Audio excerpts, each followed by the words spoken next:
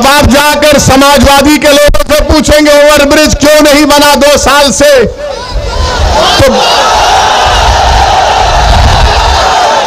5 साल से, तो बोलेंगे ओवैसी यहां से गया था इसलिए नहीं बना। ओवरब्रिज नहीं बना और जो मुख्यमंत्री बाबा हैं, बाबा को भी पता नहीं है। बाबा को बोलेंगे ओवरब्रिज तो बाबा बोलेंगे नाम बदल दो उसका। यहां पर जो कम्युनिटी हेल्थ सेंटर है माशाल्लाह खंडेर में तब्दील हो चुका है। मेरे अजीज दोस्तों और बुजुर्गों, पाइपलाइन के लिए रोड खोद दी गई है मगर डली नहीं है। यह विकास हो रहा है बाबा के दौर में। बाबा के पास एक ही फार्मूला है, जाके बाबा को बोलिए सर वो नाम बदल दो काम हो जाएगा। फिरोजाबाद में 50 बच्चे डेंगू से मर गए। 50 बच्चे, क्या नाम बदलने से बच्चे मरना बंद हो जाएंगे?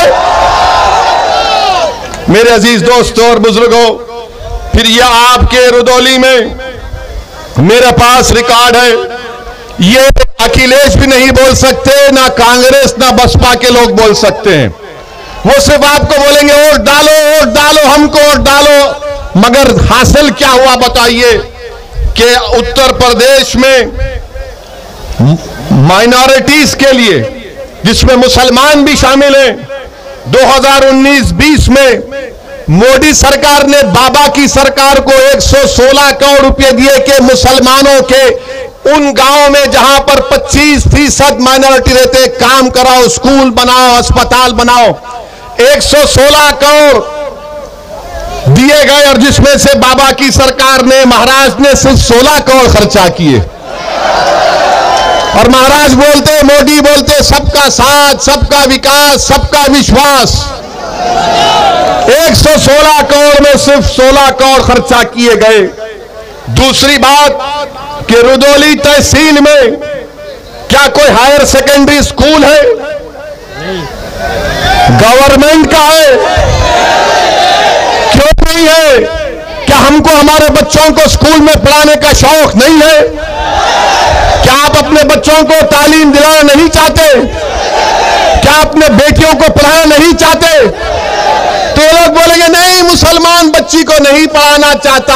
अरे दिमाग तेरा खराब है, हम पढ़ाना चाहते, काबिल बनाना चाहते, ताकतवर बनाना चाहते अपनी बेटियों को। औज़ु बिल्लाहि मिनश शैतानिर रजीम, बिस्मिल्लाहिर रहीम, अस्सलामु अलैकुम व रहमतुल्लाहि व बरकातुहू।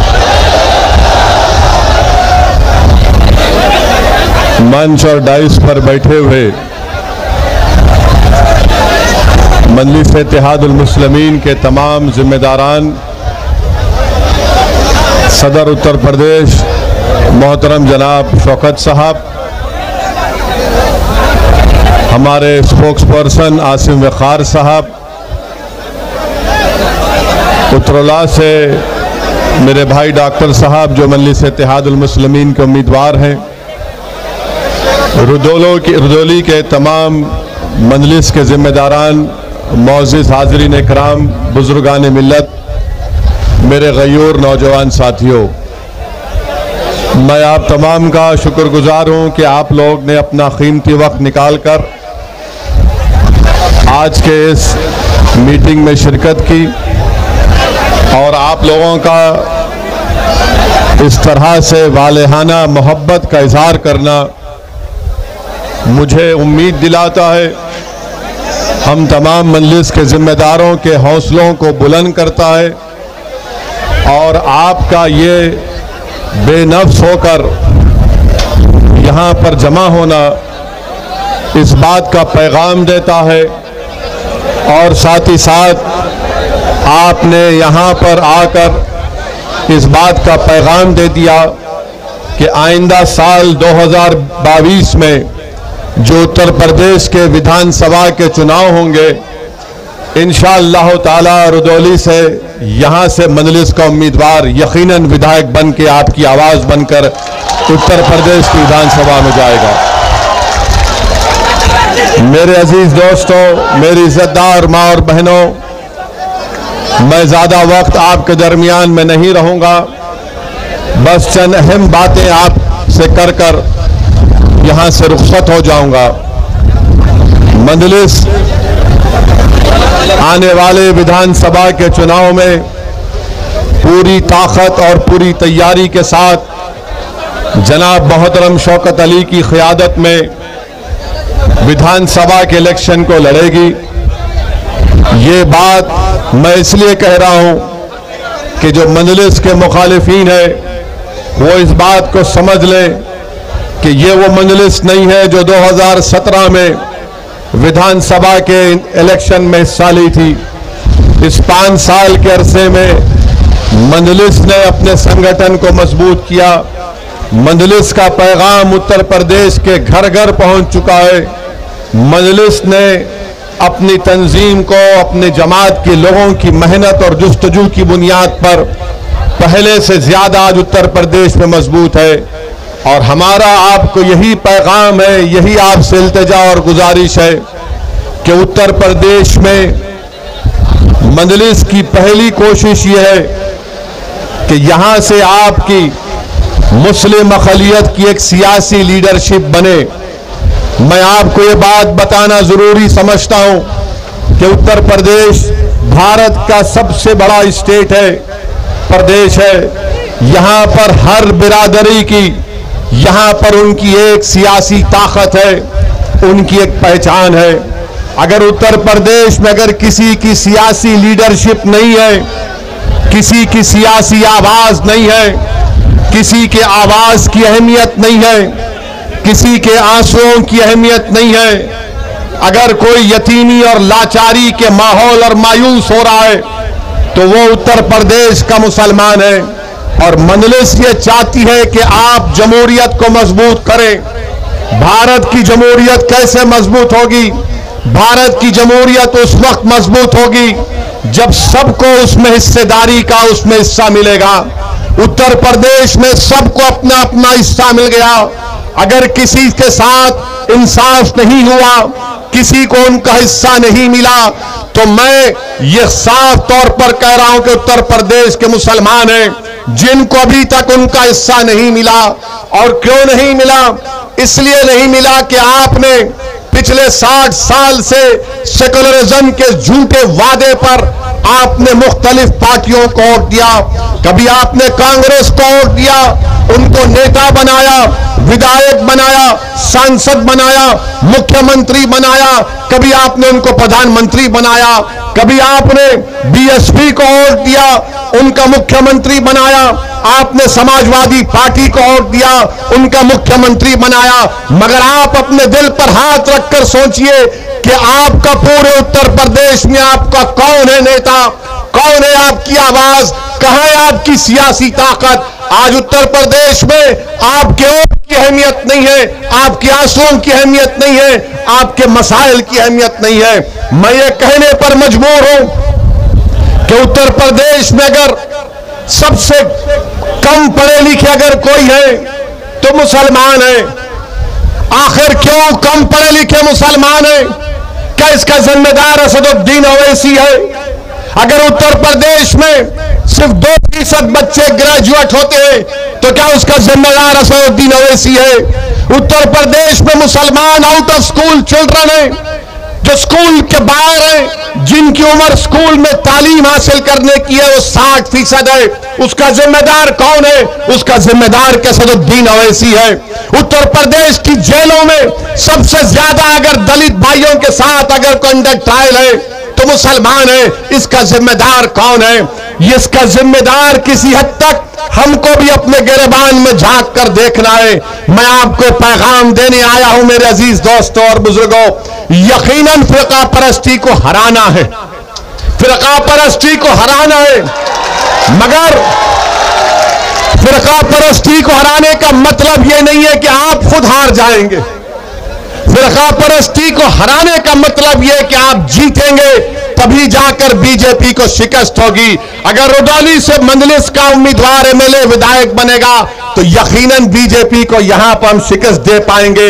मेरे अजीज दोस्तों और बुजुर्गों, रुदौली में मैं यहां पर खड़े होकर दिल की अमीर गहराइयों से, हमारे इश्तियाक अहमद साहब एक एमएलए हुआ करते थे, भट्टी समाज से उनका ताल्लुक था, मैं उनको खराज अकीदत पेश करता हूं। आप बताइए, कोई नाम नहीं लेता इश्तियाक साहब का, और फिर मंजलिस पर इल्जाम लगाया जाता है कि मंजलिस इत्तेहाद और मुस्लिमीन वोट काटने के लिए आती है।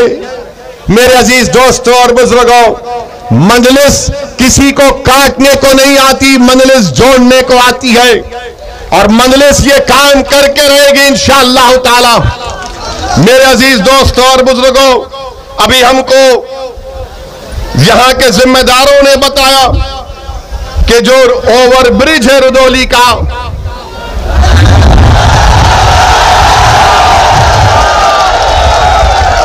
अब आप जाकर समाजवादी के लोगों से पूछेंगे ओवर ब्रिज क्यों नहीं बना 2 साल से, तो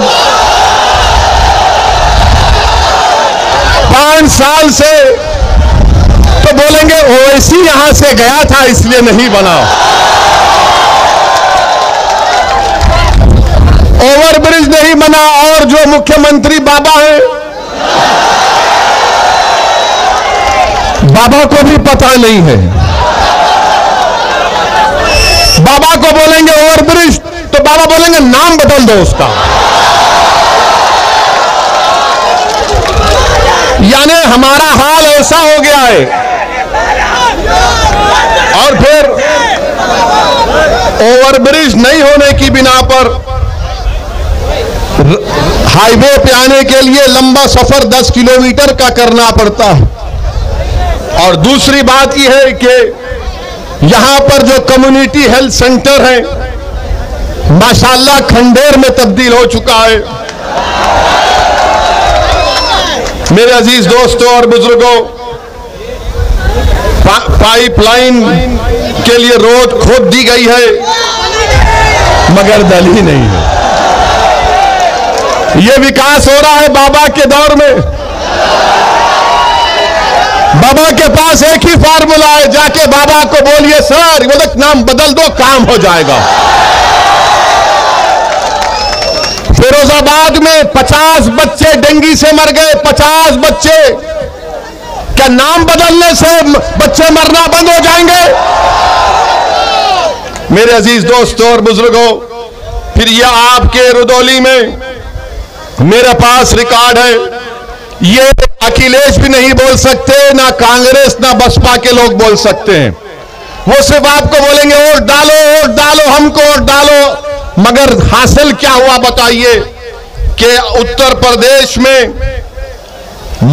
माइनॉरिटीज के लिए, जिसमें मुसलमान भी शामिल हैं, 2019-20 में मोदी सरकार ने बाबा की सरकार को 116 करोड़ रुपए दिए कि मुसलमानों के उन गांवों में जहां पर 25% माइनॉरिटी रहते, काम कराओ, स्कूल बनाओ, अस्पताल बनाओ। 116 करोड़ दिए गए, और जिसमें से बाबा की सरकार ने, महाराज ने सिर्फ 16 करोड़ खर्चा किए। और महाराज बोलते, मोदी बोलते, सबका साथ, सबका विकास, सबका विश्वास। 116 करोड़ में सिर्फ 16 करोड़ खर्चा किए गए। दूसरी बात कि रुदौली तहसील में क्या कोई हायर सेकेंडरी स्कूल है? गवर्नमेंट का है, क्यों नहीं है? क्या हमको हमारे बच्चों को स्कूल में पढ़ाने का शौक नहीं है? क्या आप अपने बच्चों को तालीम दिलाना नहीं चाहते? क्या अपने बेटियों को पढ़ाना नहीं चाहते? तो लोग बोलेंगे नहीं, मुसलमान बच्ची को नहीं पढ़ाना चाहता। अरे दिमाग तेरा खराब है, हम पढ़ाना चाहते, काबिल बनाना चाहते, ताकतवर बनाना चाहते अपनी बेटियों को। इनको अफगानिस्तान के लड़कियों पर जुल्म की बड़ी फिक्र है, मगर रुदौली में बच्चियों के पढ़ने के लिए स्कूल नहीं है इनको। ये इनका दोगला दोहरा चेहरा है। और फिर आप देख लीजिए कि फिर उत्तर प्रदेश की बाबा की सरकार ने कहा कि कोविड आया तो मई में फैसला किया कि ऑनलाइन स्कूलों को स्कूल में तालीम दी जाएगी। आपको मालूम मेरे भाई, आपके रुदौली में कितने टीचर को कंप्यूटर इस्तेमाल करना आता?